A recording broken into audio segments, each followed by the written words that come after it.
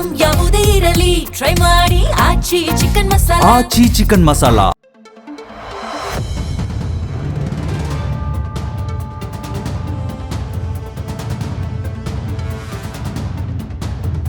Petrol, diesel, gas ಸೇರಿದ ಹಾಗೆ ಹಲವು ನಿತ್ಯ ಉಪಯೋಗಿ ವಸ್ತುಗಳ ಬೆಲೆ ಏರಿಕೆ ನಡುವೆ ಮದ್ಯಪ್ರಿಯರಿಗೆ ಗುಡ್ ನ್ಯೂಸ್ ಸಿಕ್ಕಿದ್ದು, ಕಿಕ್ಕೇರಿಸುವ ಮದ್ಯದ ಬೆಲೆಯಲ್ಲಿ ಭಾರಿ ಇಳಿಕೆಯಾಗಿದೆ. ರಾಜ್ಯ ಸರ್ಕಾರ ಮದ್ಯಪ್ರಿಯರಿಗೆ ಶುಭ ಸುದ್ದಿ ಕೊಟ್ಟಿದೆ.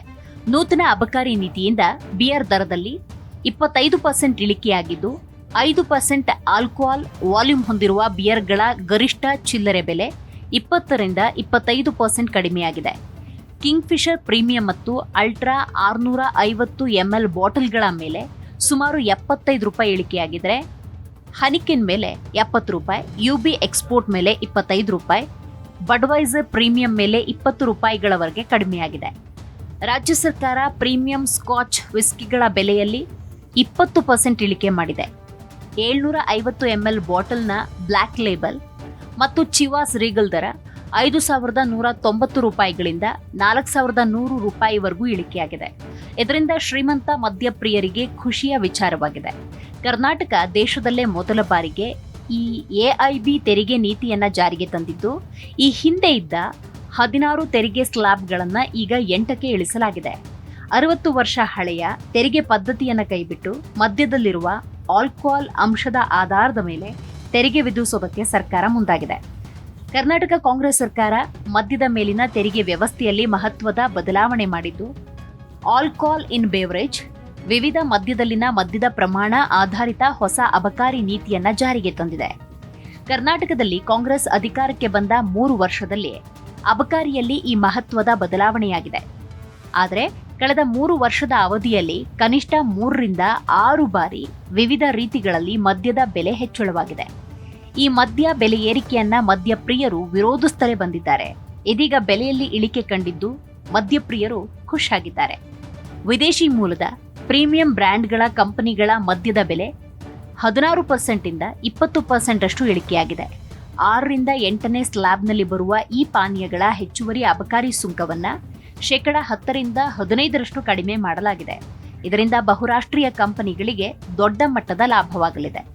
ಕರ್ನಾಟಕದಲ್ಲಿ ಆಲ್ಕೋಹಾಲ್ ಪ್ರಮಾಣ ಆಧರಿಸಿದ ಹೊಸ ಅಬಕಾರಿ ನೀತಿ ಜಾರಿಯಾಗಿದೆ.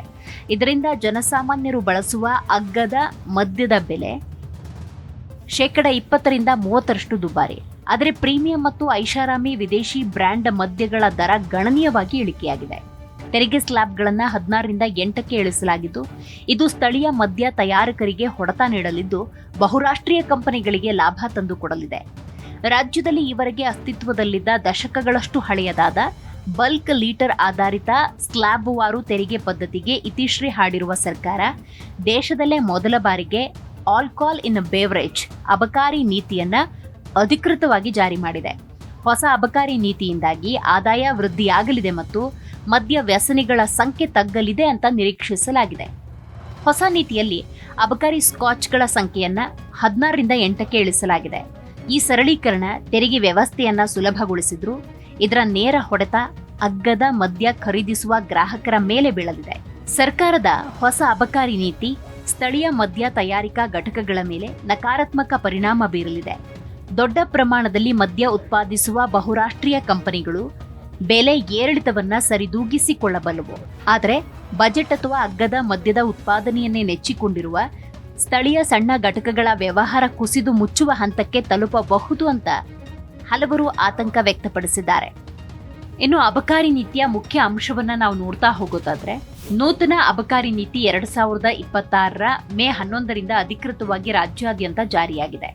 ಮದ್ಯ ಸಾಗಣೆಯ ಮೇಲೆ ನಿಗಾ ಇಡುವುದಕ್ಕೆ ಬೆಂಗಾವಲು ವ್ಯವಸ್ಥೆಯ ಬದಲಿಗೆ ಜಿಯೋ ಫೆನ್ಸಿಂಗ್ ಇಲಾಕ್ ವ್ಯವಸ್ಥೆಯನ್ನು ಅಳವಡಿಸಲಾಗಿದೆ.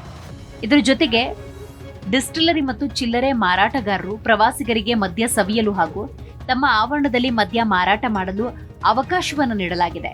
ಜೊತೆಗೆ 2026-27ನೇ ಸಾಲಿಗೆ 45,000 ಕೋಟಿ ರೂಪಾಯಿಗಳ ರಾಜಸ್ವ ಸಂಗ್ರಹ ಗುರಿಯನ್ನ ಅಬಕಾರಿ ಇಲಾಖೆಗೆ ನಿಗದಿಪಡಿಸಲಾಗಿದೆ. ಒಟ್ಟಾರೆ ಈ ನೀತಿಯು ಸಾಮಾನ್ಯ ಜನರಿಗೆ ಅಬಕಾರಿ ಸುಂಕದ ಹೊರೆ ಹೆಚ್ಚಿಸಿದ್ರೆ, ಪ್ರೀಮಿಯಂ ಮದ್ಯ ಸೇವಿಸುವವರಿಗೆ ಬೆಲೆ ಇಳಿಕೆಯ ಲಾಭವನ್ನ ನೀಡಿದೆ.